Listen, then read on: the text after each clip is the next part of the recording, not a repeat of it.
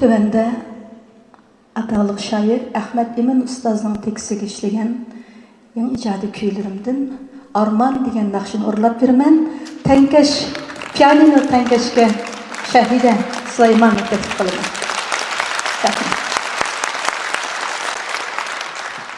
Çeklik ömür, çeksiz arman. Çeklik ömür, çeksiz arman. Kısmet çeken Tanrı'ya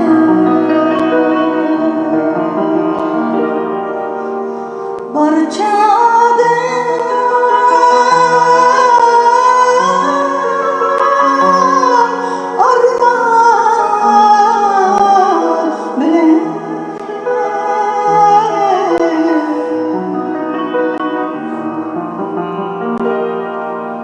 derman tapan özlerdiye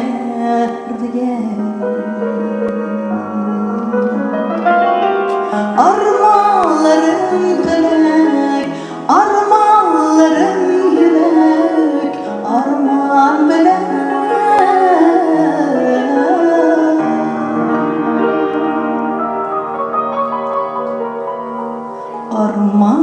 armağan bilen tolsun yürek.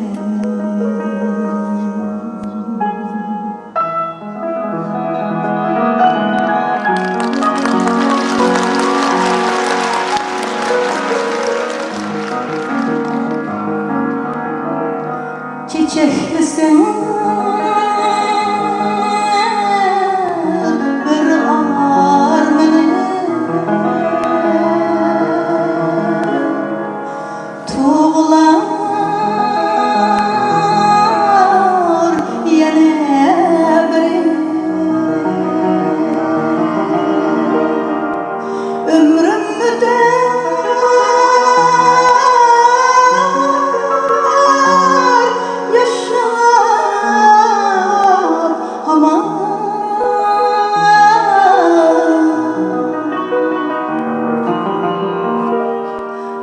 Cevap turup menzil sırrı armağanlarım dilek, armağanlarım yürek, armağan bilen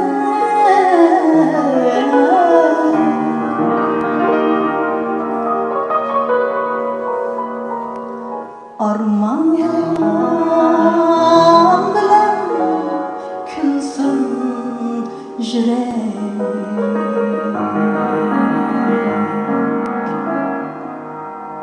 Çeklik ömür, çeksiz armağan. Kısmet çeken Tanrı'ya barca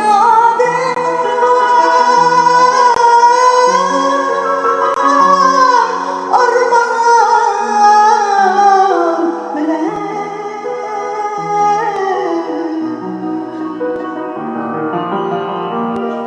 derman tapan özlerdiye armağanlarım dilek, armağanlarım yürek, armağan bilen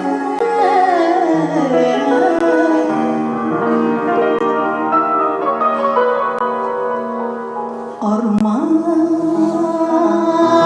bilen tolsun yürek.